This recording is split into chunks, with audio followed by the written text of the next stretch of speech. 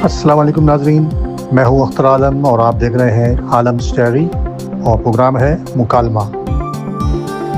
नाज़रीन, प्रोग्राम मुकालमे में आप हालात हाज़रा पर तनकीदी और तंज़िया तबसरा सुन सकेंगे।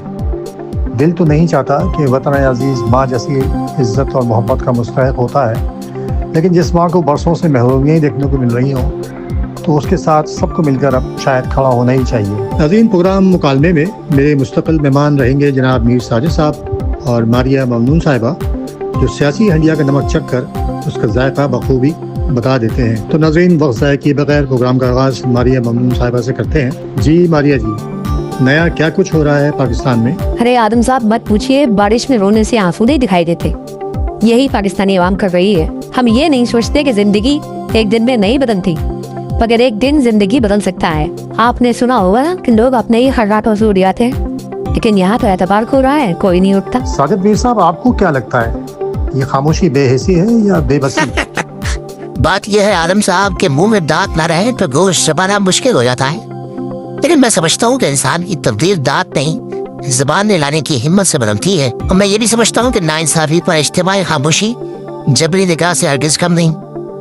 और ये जबरी निकाह तभी मुमकिन है आलम साहब कि जब शऊर ना हो, तालीम ना हो। आज हम यकीनी तौर पर बाशऊर हो चुके हैं, लेकिन भाई तालीम का फुलदान तो आज भी है ना।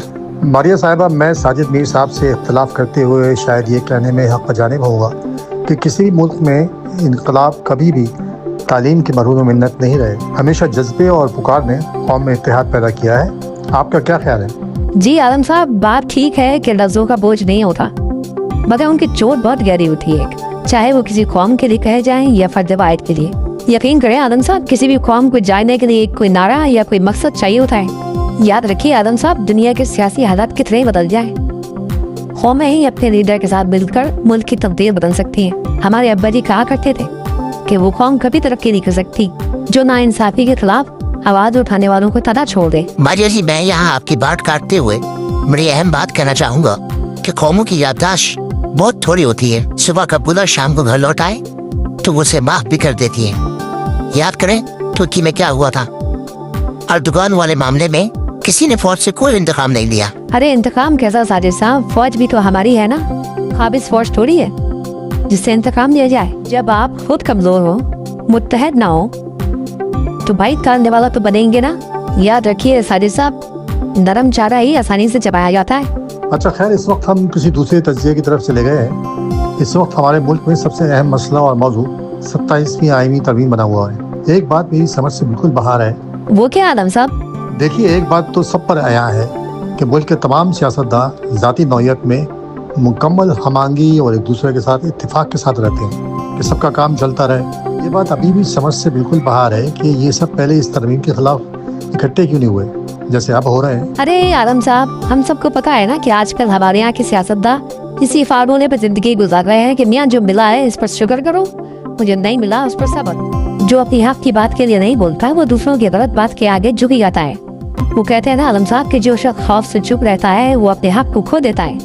मारिया, आप मेरी बात को समझी नहीं शायद। मैं ये कह रहा था कि जब ये तरमीम पास होने के लिए कौमी असम्बली और सेनेट में ज़ेर बहस थी, उस वक्त क्यों ना ये अंदर बाहर वाले लोग इकट्ठे हुए? आदम साहब, मैं आपकी इस बात को बिल्कुल भी सीरियस नहीं लेती। इसका आसान जवाब यह है कि जब देगची में खौरमा पड़ना शुरू होता है तो सिर्फ लहसुन प्याजी की आती है, लेकिन जब तैयार होकर देगची उतारी जाती है तभी खौरमे की असल खुशबू आती है। क्या मतलब है आपका? किसी को कुछ पता ही नहीं था कि खौरमा पकना है? जी जनाब अली, ऐसा ही कुछ था। यकीन करें, ये मुझे तो लगता है ये बुढ़ापे की शादी है, कुछ नहीं होने वाला। नाज़रीन, बहुत माज़रत के साथ हमारे मुकालमे का वक्त ख़त्म हो रहा है। अगले प्रोग्राम में हम इसी पैनल के साथ अपनी गुफ्तगू को जारी रखेंगे। चैनल को सब्सक्राइब जरूर कीजिएगा ताकि आप हमारी आने वाली वीडियोस देख सकें। इजाज़त दीजिए, अल्लाह हाफिज़।